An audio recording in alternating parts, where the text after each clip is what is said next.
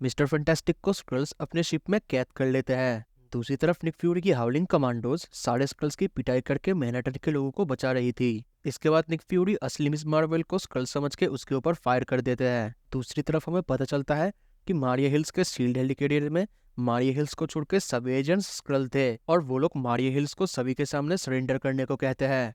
इसके बाद agent brand उस स्क्रल आर्माडा के एक शिप के अंदर घुसती है और उस शिप के अंदर घुस के वो एक रूम के अंदर जाती है और वहां पे वो देखती है अर्थ पे क्या हो रहा था वो सभी चीजें वहां के मॉनिटर पे दिखाया जा रहा था। इसके बाद हम देखते हैं न्यूयॉर्क के लोगों को बचाने के लिए वहां पे थॉर आ जाता है और उन सभी चीजों को कैप्टन अमेरिका एक बायनोक्यूलर से देख रहे थे।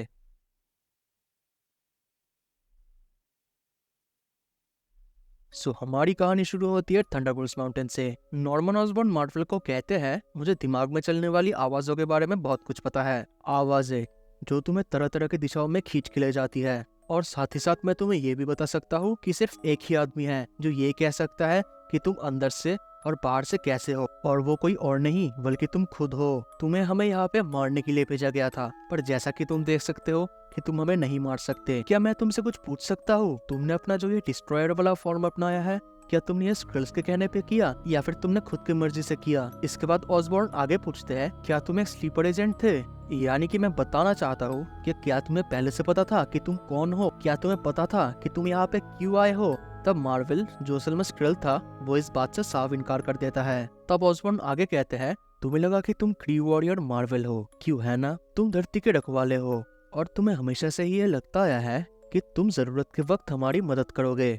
तब नॉर्मन ऑसबॉर्न की उन बातों को सुन के उस स्क्रल मार्वल के सिर में दर्द होता है। तब मार्वल की उस हालत को देख के नॉर्मन ऑसबॉर्न उससे माफी मांगते हैं। इसके बाद वो स्क्रल मार्वल थंडरबोल्ट आइलैंड से चला जाता है और उसके वहां से जाते ही नॉर्मन ऑसबॉर्न के सारे एजेंट्स वहाँ पे क्या हुआ इस बारे में पूछते हैं। उस सवाल के जवाब में नॉर्मन कहते हैं, हम मुसीबत में हैं।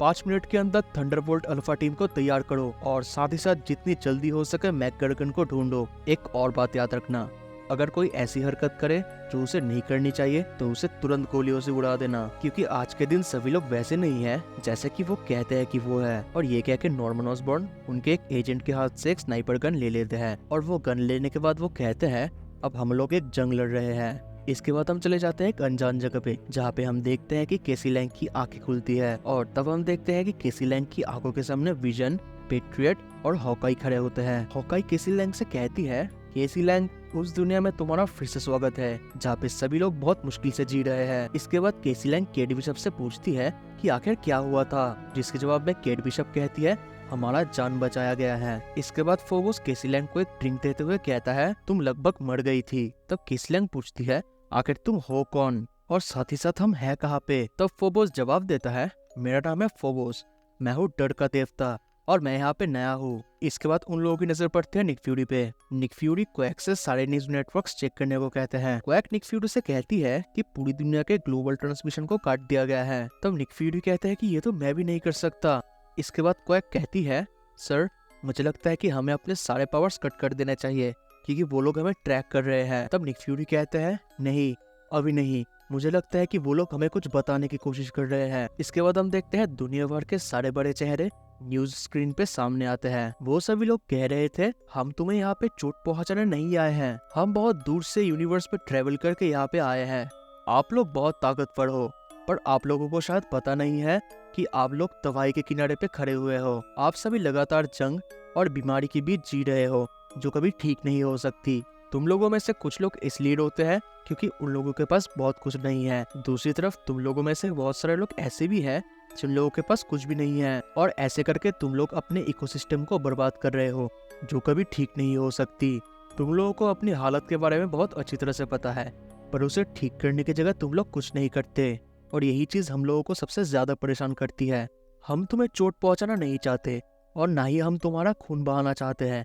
हम तो तुम्हारी बस मदद करना चाहते हैं जिसकी वजह से तुम सब बच सको, और तुम लोग हमारा साथ इसलिए दोगे क्योंकि यही एक रास्ता है खुद को और अपने धरती को बचाने का। हमारे एम्पायर में ऐसी चीजें हैं जिसके तुम ख्वाब देखते हो, और साथ ही साथ ऐसी भी चीजें हैं जिसके बारे में तुम सोच भी नहीं सकते। धरती अब स्क्रल एम्पायर का एक हिस्सा बन चुका है। अब तुम्हारे गरीबी, मेहनत, लालच और बीमारी के दिन बीत चुके हैं क्योंकि वो तुमसे प्यार करते हैं। इसके बाद हम चले जाते हैं स्क्रल शिप पे, एजेंट ब्रांड के सामने वो स्क्रल्स अपने स्क्रल भाषा में कुछ कह रहे थे, जिसका मतलब बनता है, आखिर ये तुमने किसका शेप लिया है और तुम हो कौन, खुद की पहचान बताओ। ये सुन के एजेंट ब्रांड स्क्रल भाषा में कहती है, तुमने अभी क्या कहा मुझसे? तब वो स्क्रल दोबारा सा कहता है, अपनी पहचान बताओ। तब एजेंट ब्रांड कहती है कि मैं तुम्हें बताना जरूरी नहीं समझती, मैं रानी के डेलीगेशन का एक हिस्सा हूँ। तब वो स्क्रल पूछता है कि कौन सा डेलीगेशन। इसके बाद एजेंट ब्रांड उन स्क्रल से कहती है, और तुम्हारी हिम्मत कैसे हुई कि अपने से बड़े ऑफिसर के ऊपर ऐसे एम करना, ये हथियार मुझे दो। और ये कह के एजेंट ब्रांड उन स्क्रल्स के हाथों से वो हथियार छीन लेते हैं और तब वो स्क्रल्स एजेंट ब्रांड से माफी मांगते हैं और इसके अगले पल एजेंट ब्रांड उन स्क्रल्स के ऊपर अटैक कर देती है। इसके बाद एजेंट ब्रांड उस रूम के खिड़की को तोड़ के बाहर निकलती है और फिर वो आसपास मौजूद सभी स्क्रल्स के ऊपर फायर कर देती है। और इसके बाद एजेंट ब्रांड पहुंचती है मिस्टर फैंटास्टिक के पास और इसके बाद वो वहाँ के कंट्रोल्स के साथ छेड़छाड़ करती है और फिर वो अनाउंस करती है, स्क्रल्स, शायद आप लोगों को मेरी आवाज अजीब सी लगे, पर इस शिप में एक फ्लक्चुएशन लीक है जिसकी वजह से आपको ये शिप छोड़ना पड़ेगा। पर एजेंट ब्रांड की बात कोई नहीं सुनता। तब एजेंट ब्रांड कहती है, बाहर में जाओ सब, और ये कह के वो शिप का एक गेट खोल देती है। और तब गेट खोलने की वजह से सभी स्क्रल्स बाहर स्पेस में चले जाते हैं। सभी स्क्रल्स को बाहर निकाल के एजेंट ब्रांड उस गेट को बंद कर देती है और इसके बाद वो मिस्टर फैंटास्टिक के पास आके उसको आजाद करती है। और फिर वो मिस्टर फैंटास्टिक के पास आके उससे कहती है, डॉक्टर रिचर्ड्स, मेरा नाम है एजेंट एबिगेल ब्रांड और मैं हूँ स्वॉट की डायरेक्टर। हम स्क्रल एम्पायर के साथ जंग लड़ रहे हैं और हमें आपकी। पर एजेंट ब्रांड अपनी बात खत्म कर पाती उससे पहले एजेंट ब्रांड के हाथों से मिस्टर फैंटास्टिक गन छीन के उसका गला पकड़ के कहते हैं, मेरे बीवी और मेरे बच्चों को वापस लौटा दो स्क्रल कही के, वरना मैं तुम्हें अभी इसी वक्त दे ही मार दूंगा और साथ ही साथ मैं तुम सबको एक एक करके मार दूंगा। और तब एजेंट ब्रांड कहने की कोशिश करती है कि वो कोई स्क्रल नहीं है। इसके बाद मिस्टर फैंटास्टिक कहते हैं कि तुमने अपना रूप नहीं बदला और तब उनको पता चलता है कि वो एजेंट ब्रांड असली एजेंट ब्रांड है और तब वो उसको छोड़ देते हैं। इसके बाद मिस्टर फैंटास्टिक उस स्क्रल शिप का कंट्रोल अपने हाथ में लेते हुए कहते हैं, तुम राक्षसों को हमें पहले ही मार देना चाहिए था जब तुम्हारे पास मौका था, पर तुम लोगों को मेरा दिमाग चाहिए था क्योंकि तुम ये सब कुछ खुद से नहीं कर सकते थे। और इसके बाद उन्हें स्टार्क टेक और बैक्स्टर्स बिल्डिंग की बुरी हालत के बारे में पता चलता है और तब उनके आंखों से आंसू निकल आते हैं और तब वो कहते हैं, मुझे पता है कि हमें अब क्या करना चाहिए। इसके बाद हम चले जाते हैं बरमूडा ट्रायंगल पे फंसे शील्ड हेलिकॉप्टर पे, जहाँ पे मारिया हिल्स उस स्क्रल जार्विस से कहती है, वेल जार्विस, अब मैं तुम्हें बताने जा रही हूँ कि मैं आगे क्या करने वाली हूँ। तब वो स्क्रल जार्विस मारिया हिल्स से कहता है, मिस हिल्स, आपके सारे हीरोज गिर चुके हैं और आपके सिस्टम्स भी खराब हो चुके हैं। अभी आप स्क्रल एम्पायर के ऊपर खड़े हो और साथ ही साथ आप स्क्रल एम्पायर का भी एक हिस्सा बन चुकी हो। शील्ड ऑफ स्क्रल एम्पायर का एक खिलौना बन चुका है। तब मारिया हिल्स उस स्क्रल जार्विस को रोकते हुए कहती है, मैं तुम्हें बताने वाली थी जब ये सब कुछ खत्म हो जाएगा तब मैं खुद के लिए एक टी शर्ट बनाऊंगी। मैंने ऐसा कुछ पहले कभी नहीं किया है पर मैं अब जरूर करूंगी। और क्या तुम्हें पता है कि उस टी शर्ट में क्या लिखा हुआ होगा? तब स्क्रल जार्विस कहता है, मिस हिल्स, आप लोगों के साथ मैं बहुत महीनों तक रह चुका हूँ तो मैं ये आसानी से समझ सकता हूँ कि कब आप लोग बात करने वक्त चालाकी दिखाते हो। तब मारिया हिल्स आगे कहती है कि कई महीनों पहले एक आदमी मेरे पास आया था जिसको मैं बहुत ज्यादा रिस्पेक्ट करती हूँ।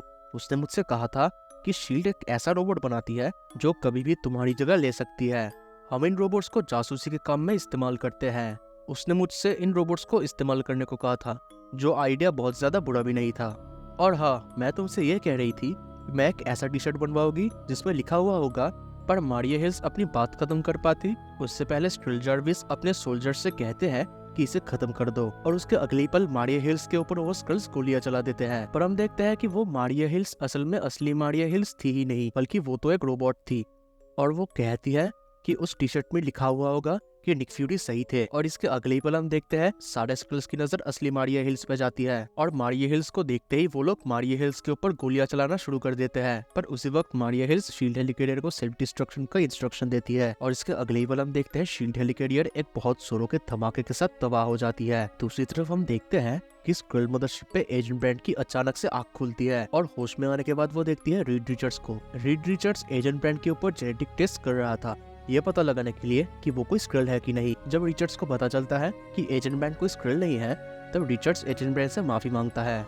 इसके बाद एजेंट ब्रांड पूछती है कि आखिर ये शिप हिल क्यों रही है। तब मिस्टर फैंटास्टिक कहता है कि ये शिप हिल नहीं रही है, उन लोगों के ऊपर हमला हो रहा है। स्पेस में तैरती हुई कई सौ स्क्रल बॉडीज ने बाकी स्क्रल्स को अलर्ट कर दिया है। तब एजेंट ब्रांड कहती है, मुझे पता है, तब मैं बहुत गुस्से में थी इसके बाद मिस्टर फैंटास्टिक एजेंट बैंड से कहता है तुम्हें इस शिप को उड़ाना पड़ेगा और साथ ही साथ इसके क्लोकिंग डिवाइस को भी तुम्हें ढूंढना पड़ेगा। तब एजेंट बैंड मिस्टर फैंटास्टिक से पूछती है आखिर तुम क्या करने वाले हो। तब मिस्टर फैंटास्टिक कहता है उन लोगों ने मेरे दिमाग का इस्तेमाल करके इस जंग को शुरू किया, अब मैं मेरे दिमाग का इस्तेमाल करके इसे खत्म करूंगा।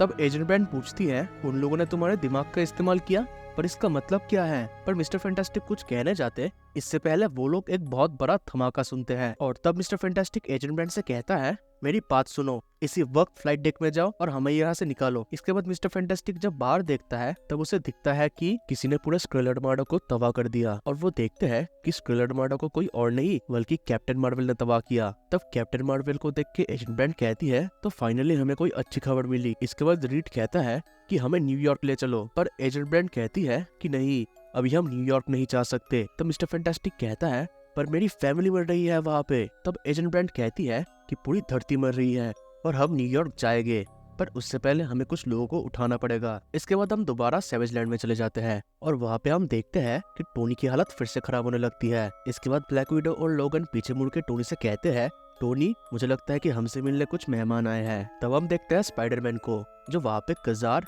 शैना और जाबू को लेके आया था। इसके बाद स्पाइडरमैन कहता है अगर तुम लोगों में से कोई स्क्रिल है तो बता दो। तब वुल्वरीन कहता है क्या बात है, अब इन लोगों ने कजार का भी रूप लिया है। इसके बाद टोनी स्टार्क को देखते हुए स्पाइडरमैन कहता है आखिर क्या हुआ है टोनी स्टार्क को। पर स्पाइडरमैन की बातों के ऊपर ध्यान न देके ब्लैक विडो उनसे बाहर जाने को कहता है। तब ब्लैक विडो की बात सुन के वुल्वरीन भी कहता है क्या तुम लोगों ने ब्लैक विडो की बात नहीं सुनी, यहाँ से बाहर जाओ वरना मैं तुम लोगों की हालत खराब कर दूंगा। इसके बाद ब्लैक विडो कजार और शैना ओहारा के ऊपर गन पॉइंट करता है।